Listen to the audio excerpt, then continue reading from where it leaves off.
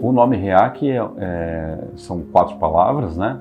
E uma sigla em inglês, que é um condensador assimétrico de radioeletricidade. Quem desenvolveu a tecnologia REAC foi o Dr. Salvatore e a doutora Vânia Fontani, que criaram também o Instituto Rinaldi Fontani em Florença, na Itália.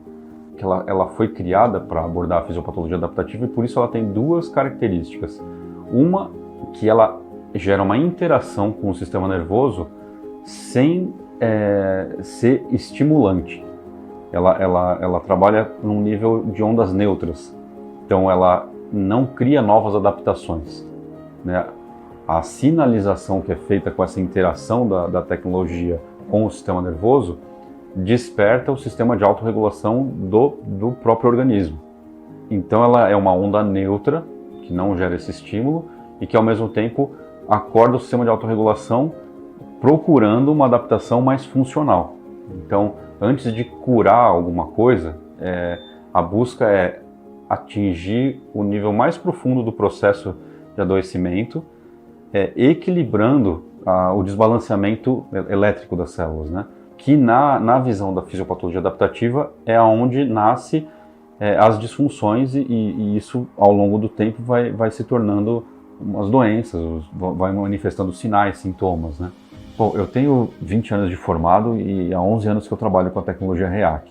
Antes disso, eu tenho uma formação em abordagens biológicas, né? Tenho uma formação na Alemanha, em outros lugares, com acupuntura, homeopatia, fisioterapia. E eu sempre atendi famílias, assim, então situações que tinha algum sintoma que não estava respondendo bem aos tratamentos convencionais, a gente tem, né, boa efetividade assim com essa entrega de várias ferramentas. Até que quando eu agreguei o uso da neuromodulação com a tecnologia REAC, a gente teve um ganho importantíssimo assim da qualidade de saúde, de não só física, mas emocional e mental, né, cognitiva das crianças. Até que um dia eu atendi uma criança com trissomia de 21. Até então não tinha atendido ninguém e usei as ferramentas que eu estava acostumado a usar. E tive uma surpresa com a resposta, né, nesse aspecto da motricidade, né? Foi imediato, assim, na época eu não tinha nem palavras, assim, vocabulário técnico para explicar o que eu tinha visto, né?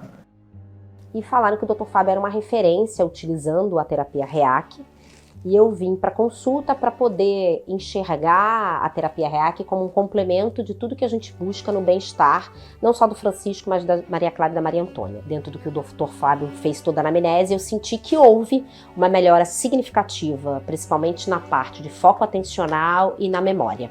Transformou o Francisco, principalmente com o olhar de fazer parte da sociedade. Ele conseguindo estar inserido na sociedade e unificando toda a parte que a gente faz de terapia, uma parte de alimentação balanceada, uma parte de suplementação, né? Toda a parte de suplementação, vitamina que a gente acompanha, a parte educacional. Então o REAC abriu uma janela de possibilidade de complementar tudo que a gente já vinha buscando. Na síndrome de Down, na trissomia de 21, o que a gente procura é corrigir as funções, então balancear as células como em todo mundo. Então, em geral, a gente tem um ganho na função motora. Essas crianças, essas pessoas com trissomia, em geral, têm um tônus muscular diminuído. Então, a gente tem, em geral, um ganho desse tônus. A gente tem uma melhora na parte cognitiva. Então, da parte motora, a gente tem um aspecto muscular de tônus.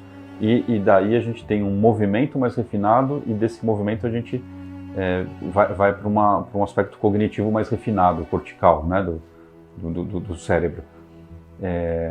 E em algumas crianças a gente chega a ter ganho na própria fala, na linguagem, né? Entre outras coisas também, autonomia. E aí que entra toda a parte médica, né, da experiência, da compreensão, da história da pessoa, de saber ter uma ideia do que pode iniciar primeiro e na medida que a pessoa vai tendo as respostas, a gente saber por onde está caminhando, né? Ao tratar alguém que está com sintomas depressivos ou está com depressão mesmo, ao usar a tecnologia, a gente está agindo no componente disfuncional de base e tende a ter uma resposta não só no aspecto depressivo, mas no conjunto global das funções.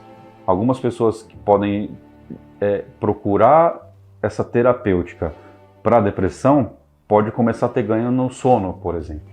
Isso é muito positivo. Esses detalhes expressivos na fisiopatologia adaptativa a gente usa como referência clínica e faz o acompanhamento. Então, tem pessoas com dores tensionais que a gente tem uma expressão postural de tal forma desbalanceada que depois do tratamento fica mais balanceado e a dor deixa de existir.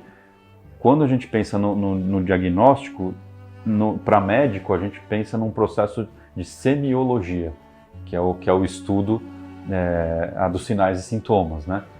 Para isso, precisa ter toda uma base de fundamentação científica e fisiológica. Então, o Dr. Salvatore e a doutora Vânia conseguiram criar essa base, essa fundamentação estruturadíssima. A partir disso, ter uma análise clínica e uma semiologia muito refinada e entregar uma ferramenta terapêutica em que a gente consegue acompanhar o desenvolvimento do possível benefício dentro desse raciocínio, né? E isso, para mim, é um resgate da boa medicina, assim, para os profissionais que cada vez mais estão se aproximando desse estudo e dessa técnica. Esse é um grande ganho, assim. E no sentido também social, já que a gente pode ter assim, efetividade em terapêutica e profissionais mais qualificados e mais praticando uma medicina de qualidade, né? Então eu acho que muitas pessoas podem fazer a terapia REAC, eu acredito que sim, mas eu acho que o Dr. Fábio tem esse grande diferencial de olhar para o potencial humano e dar melhora no coletivo humano. Que se aquele ser humano está ali melhor, ele está melhor dentro de um contexto na sociedade. Isso nada mais é que uma inclusão, isso nada mais é que trabalhar a diversidade daquele ser humano. O pai da medicina ocidental, né, moderna, é o Hipócrates, né? E a primeira lei dele é primo non nocere, quer dizer, primeiro não fazer mal, né? E a tecnologia REAC, ela tem ela consegue ser o máximo do que eu conheço na expressão desse primeiro não fazer mal, porque ela não gera um estímulo, então, portanto, ela não consegue gerar um efeito maléfico ou um efeito adaptativo que a gente chama de colateral, né? Essa interação com o sistema nervoso, essa sinalização neutra em que desperta o sistema de autorregulação,